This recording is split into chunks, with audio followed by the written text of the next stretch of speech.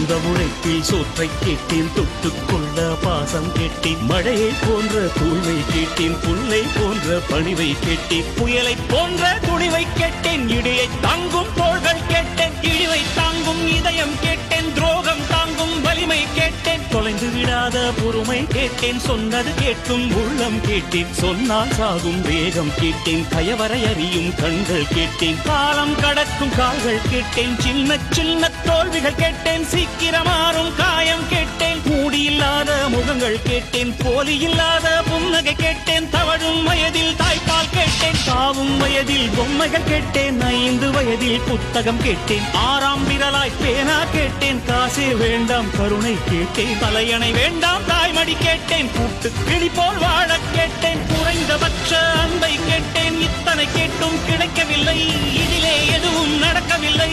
வாழ்வே வாழ்வே